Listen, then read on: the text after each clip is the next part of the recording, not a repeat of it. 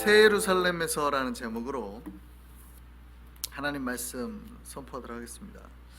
이제 계시록이 끝나가고 있죠. 계시록에 대해서는 몇 번 말씀을 드렸습니다. 전체 내용에 대해서는 계시록의 내용과 구성은 어려운 책이 아니라고 말씀드렸죠. 계시록은 굉장히 사실은 심플한 책입니다. 굉장히 단순해요. 내용이 굉장히 쉽다고 말씀드렸죠. 내용은 아주 쉬워요. 근데 그 안에 나오는 상징에 대한 해석들에 대한 차이 때문에 이제 어렵게 느껴지는 거지, 내용은 굉장히 쉽습니다. 내용을 한번 다시 한번 말씀드리면 이거죠. 처음에 요한이 하나님께서 보여주신 환상을 보게 되고 또 주님의 음성을 듣습니다. 예수께서 7 교회에 편지를 쓰라고 하십니다. 편지를 쓰는 내용이 전반부예요. 우리가 다 알죠? 뭐 어느 교회 이렇게 편지를 쓰라 그래도 잘했다 하기도 하고 책망하기도 하고, 그 다음에 다시 환상을 보여주는데 이제 이 내용들이 심판에 관계된 내용이에요. 심판에 관한 내용인데 이거죠. 7 천사가 나팔을 불고 점점점 나빠져가는 걸 보죠. 이게 마치 출애굽의 10가지 양을 보여주는 것과 같다고 그랬죠. 근데 마지막 7 나팔이 이제 센데, 7 천사가 부는 나팔이 센데 7 천사가 나팔을 불면 이제 7 대접을 갖던 천사가 나오고 붙는 거예요. 그게 어디까지예요? 우리가 바로 읽는 이 요한계시록 마지막 직전까지 이제 7 대접이 부어지면서 여러 가지 미혹하는 자도 나오고 여러 가지 이제 더 큰 환란들도 나오는 거예요. 그러니까 내용은 어렵잖아요. 사실은 앞에까지 내용이 나오고 그 다음에 7 나팔과 7 대접을 붙는 천사들의 내용과 그 심판 가운데 뭐 짐승도 나오고 뭐 음료도 나오고 뭐 하는 거죠. 사실은 그 내용들이 다 뭐냐면, 그럼 7 천사가 나팔과 대접을 부으면서 어떤 우리에게 심판에 더 가중될 거다. 중요한 건 그거예요. 그렇게 심판이 되면 뭐 하라고 하나님이 심판을 주시는 거예요? 회개하라고. 그런데 내용은 그거죠. 그렇게 심판이 더 강해지고 있는데도 사람들이 회개하더라 안 하더라? 안 하더라. 그리고 점점 적그리스도가 나오고 성도들을 미혹하는 자들이 나오더라. 그럼 뭐 하면 되느냐? 처음에 이렇게 부름받았던 주의 백성들은 이렇게 미혹이 있을 거 알고 환란이 있을 거 알고 고통이 있을 거 알고 뭐 하지 말라? 흔들리지 말라, 미혹당하지 말라, 그런 것들을 따라가지 말라, 절대 현혹되지 말라, 고통과 환란이 와도 절대 믿음을 포기하지 말라. 그러면 어디 들어간다는 거예요? 우리가 그 앞에서 읽었어요. 요한계시록 이제 거의 끝나가잖아요. 큐티 하셨어요? 그 전에 뭐가 나와요? 그렇게 하는 사람이 어디에 들어간다는 거예요? 어린 양의 잔치에 들어간다는 거예요. 그렇게 참아내는 신자는 어디에 들어간다는 거예요? 어린 양의 잔치에 들어간다는 거예요. 그리고 어린 양의 잔치에 들어가는 자에게 하나님께서 내려주시는 것이 있는데 그게 뭐예요? 새 예루살렘이죠. 이제 마지막 보고 오늘 계시록 21장 22절, 이제 끝까지 미혹하거나 신자들을 흔들거나 하나님을 불신했던 자들은 어떻게 해요? 불못 혹은 심판을 받게 되는 거예요. 가짜들이나 불신자들은 뭐 앞에 나왔던 음녀든 바벨론이든 상관없이. 그러나 끝까지 주님을 참고 믿는 신자들은 미혹과 환란에서 벗어나게 되고 어린 양의 참치에 참여하게 되고 22절 상반절까지 나오는 게 뭐예요? 새 예루살렘. 그 새 예루살렘이 오는 환상을 이제 보여주는 거죠. 그리고 우리가 아까 찬양했습니다. 새 예루살렘에서. 새 예루살렘은 뭐예요? 오시는 그 나라예요. 이게 계시록의 내용이에요. 그러니까 전혀 안 어려워요. 사실은 내용은 굉장히 쉽습니다. 간단해요. 말세가 오면 너희를 흔들고 너희를 뭐 미혹하는 자들이 많을 테니 신자들아 뭐 하라? 정신 차려라. 지켜내라 우리의 믿음을. 그러면 우리는 어디에 들어갈 거다? 어린 양의 잔치와 새 예루살렘. 그러니까 주님의 구원의 잔치에 들어가고 결국 우리가 어디에 들어간다고요? 새 예루살렘에 갈 거다. 이 얘기예요. 이 얘기. 모든 성경이 하는 다른 얘기와 크게 다르지 않아요. 근데 사람들은 계시록하면 뭔가 스페셜한 뭔가 있을 것이다, 뭐 신비적이고 환상적인 게 있을 것이다 라고 자꾸 해요. 왜냐하면 내용은 하나도 안 어려운데 사람들이 궁금한 거는 그렇게 막 상징을 해석하는 이유가 뭐예요? 그때가 언제냐에 궁금한 거예요. 사실은 내용에 궁금해야 되거든요. 계시록에 우리에게 주시는 메시지가 뭐냐에 궁금해야 되는데 사람들은 그 별로 궁금해하지 않아요. 모든 성경 전체가 하는 말이거든요. 가르치면. 그러면 이제 뭐가 궁금하냐면 그때가 언제냐에 궁금한 거예요. 이제 여기서 가장 우리가 많이 미혹당하는 거예요. 흔들리는 거예요. 그때가 언제냐? 그러면 이게 이제 어쨌든 이런 환란이 일어난다는 건데, 여러 심판이 있다는데 그때가 언제냐? 때를 맞추려고 하는 거죠. 때를. 그때가 궁금했어요. 왜 때가 궁금할까요? 여러분, 이게 사람들의 그 못된 심리에서 나오는 거예요. 그때가 궁금한 거. 물론 두려움과 공포 속에서 나오는 거기도 하지만 왜 두려움과 공포에 그러면은 그거에서 벗어나고 싶어 할까요?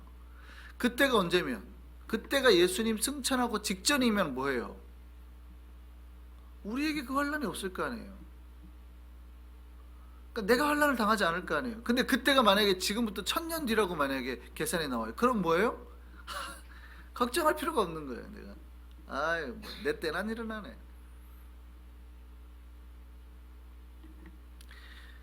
그래서 모든 이 계시록 해석가들은 그때를 언제라고 말해요? 항상 네가 살고 있는 때가 그때, 이렇게. 지금이야, 지금. 항상 그랬어요. 2000년 동안 한 번도 요한계시록의 이때가 뭐 100년 전입니다, 앞으로 1000년 뒤가 될 겁니다 말한 사람은 단 한 명도 없어요. 요한계시록 때는 언제래요? 항상 네, 이걸 해석하고 있는 그때라고 말했거든요. 그때라. 지금이다, 지금. 이렇게 가르쳤어요. 틀린 얘기는 아니죠. 제가 말씀드렸죠. 틀린 얘기는 아니라고 했어요. 심판은 언제라고요? 여러분, 100년 뒤에 오는 게 아니라 우리가 죽으면 바로 주님 앞에 서는 거라고 그랬잖아요. 그러니까 어쩌면 심판의 때는 바로 우리 코앞에 다가와 있는 게 사실이에요. 그러니까 그렇게 가르치는 게 꼭 틀린 건 아닌데, 어떤 심리가 있냐면 사람들이 여기에서 그 자유하게 될까봐 불안하니까 해석가들이 마치 오늘의 때라라고 말하는 거예요. 여러분, 우리는 항상 종말의 시대를 살고 있어요. 내가 죽으면 주님 앞에 선다고 그랬잖아요. 잠자는 것 같이 내가 눈을 감는 순간, 뭐 1시간이 지나든 2시간이 지나든 눈 뜨면 시간이 지나버린 것처럼 여러분이 우리가 죽어버리면 바로 우리가 눈 뜨는 순간 주님의 심판대 앞에 서는 거예요. 그러니까 우리가 항상 종말의 시대를 사는 건 맞지만 마치 요한계시록이 말하는 그때가 지금 내가 살고 있는 이때다라고 말하는 건 아주 위험하다라는 거예요. 초대교인들은 그때가 언제라고 그랬어요? 네로 황제 때가 바로 그때라고 생각을 했어요. 왜냐면 네로 황제의 이름을 히브리어로 음력해가지고 숫자 마킹하는 거 말씀드렸죠. 그러니까 알파벳 숫자를 매겨가지고 그 숫자를 계산한 네로 황제의 이름을 다 합했더니 뭐가 나와요? 666이 나왔다는 거예요. 666. 그래서 성경에 나오는 666은 누구를 가리키는 거다? 네로를 가리키는 거다. 왜냐하면 네로 황제가 어떻게 했어요? 다 죽였거든요. 믿는다고 하는 크리스찬들을 다 죽였단 말이에요. 그러니까 마치 요한계시록에 나오는 환란의 때가 그 시대를 사는 크리스찬들에게는 어떻게 느껴요? 아, 이게 바로 계시록이 말하는 그 종말의 때구나. 근데 그게 훨씬 정확하죠. 그게 훨씬 정확하죠. 왜냐하면 666이 나왔으니까.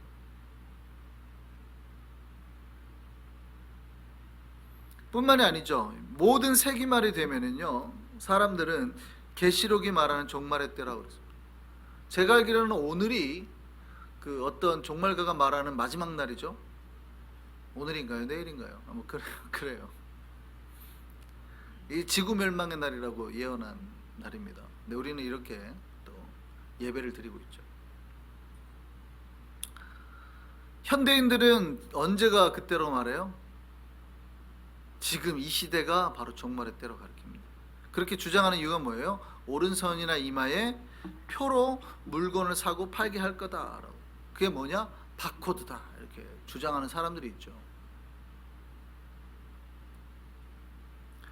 이게 굉장히 위험한 거예요.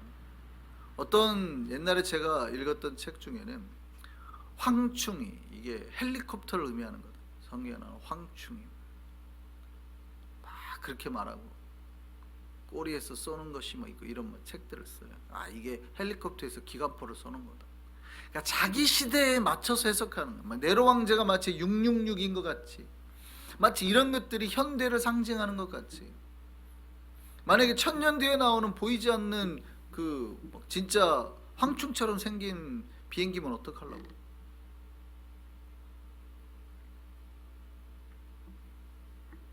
그러니까 왜 사람들이 자꾸 이런 해석을 해요?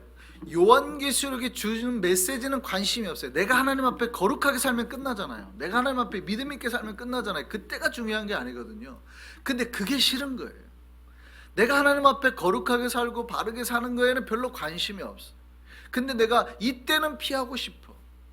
그러니까 내가 거룩하게 살면 끝날 문제를 가지고 거룩하게 안 살고 그때가 어디냐에 관심을 가지는 거예요. 그때가 어디냐. 제가 말했잖아요. 그때는 오늘 밤도 될 수 있고 지금 당장도 될 수 있어요. 우리가 나가고 죽으면 끝나니까. 근데 사람들은 그때 주님의 말씀에는 관심 없고 이 환란에서 피하고 싶은 거에만 관심이 있어요. 그러니까 요한계시록에 그렇게 이단이 많이 나오는 거예요. 근데 제가 말씀드렸죠. 요한계시록은 하나도 어려운 내용이 없어요. 하나도 어려운 내용. 이 상징만 다 빼버리면, 이 상징을 내용을 여러분이 굳이 어거지로 해석하지만 않으면 내용은 너무 쉬워요. 너무 쉬워. 심판이 있으나 신자들아 뭐하라? 끝까지 흔들리지 말고 십자가 붙들고 나가라. 그럼 우리는 어떻게 해요? 어린 양의 잔치에 들어가고 새 예루살렘에 들어갈 거다. 그러니까 내용이 요한계시록이 주는 진짜 의미는 뭐예요? 신자들이 어떠한 미혹이나 환란에도 흔들리지 않고 끝까지 붙잡으라는 거죠. 그러면 어디 들어간다? 새 예루살렘에 들어간다. 그거에 대한 소망과 확신을 주는 책이라 이 말이에요. 오늘 본문의 내용이 바로 그 새 예루살렘에 대한 내용인 거예요. 이제 7 대접을 가지고 마지막 7 재앙을 담은 그 천사 중 하나가 요한에게 다시 내려옵니다. 그리고 요한에게 뭔가를 보여주죠. 거룩한 성을 하나 보여줍니다. 높은 성곽이 있고요. 거기에 12문이 있습니다. 그 성 안에 하나님의 영광이 가득합니다. 하나님과 예수 그리스도가 바로 성전이라고 말하죠. 12문이 있고 12천사가 있는데 그 문들 위에 12지파의 이름이 쓰여 있어요. 우리는 그 12지파의 그 12문에 들어갈 수 있을까요? 없을까요? 있죠. 제가 그래서 외우라고 그랬잖아요. 뭘 외우라고요? 너희가 그리스도의 것이면 곧 뭐라고요? 아브라함의 자손이니 약속대로 유업을 이을 자니라. 말씀드렸죠. 이거 외우시라고 꼭. 다시 한번요. 너희가 그리스도의 것이면 곧 누구의 자손? 자, 그러면 우리가 12지파 안에 들어가요, 안 들어가요? 들어가죠. 이게 중요하다고 제가 말씀드렸잖아요. 여러분, 12문 12지파에 우리가 왜 들어갈 수 있어요? 여러분, 우리가 혈적으로 유대인이 아니에요. 그러나 우리가 믿음으로, 성경이 왜 자꾸 믿음을 강조하는지 아시겠어요? 예수 그리스도를 믿음으로 우리가 하나님의 자녀가 된다 이 말이에요. 유대인들이 피로 나와서 구원받은 백성이 아니에요. 절대. 너희가 그리스도의 것이면 곧 아브라함의 자손이에요. 그러니까 우리가 예수 그리스도를 믿으면 12문에 들어가면 12지파에 속하는 거예요. 진짜 우리가 참 하나님의 자손이 되는 거예요. 그래서 제가 외우라고 그랬잖아요. 외우라고. 중요하니까. 그러니까 우리가 그 12지파에 들어가게 되는 겁니다. 이 성에는 해와 달이 필요 없습니다. 햇빛과 달빛이 필요 없어요. 왜요? 하나님의 영광의 빛이 가득하기 때문에. 중요한 메시지가 하나 있습니다. 거기에는 그러니까 뭐가 없대요? 밤이 없다 그러죠. 밤이 없다는 게 무슨 얘기입니까? 어두움이 없다는 게 더 이상. 어두움이 없어요. 죄가 없어요. 고통이 없어요. 오직 밝음과 영광이 있어요. 완전한 나라를 의미하는 거죠. 그래서 그 나라에 들어가는 조건이 있어요. 그 나라에 들어가는 조건이 마지막에 나오는 거죠. 뭐예요? 무엇이든지 속된 것이나 가증한 일 또는 거짓말하는 자는 결코 그리로 들어가지 못한다고. 그런데 누가 들어가요? 어린 양의 생명책에 기록된 자. 이 어린 양의 생명책에 기록되려면 뭐가 있어야 돼요? 오직 믿음. 너희가 그리스도의 것이면.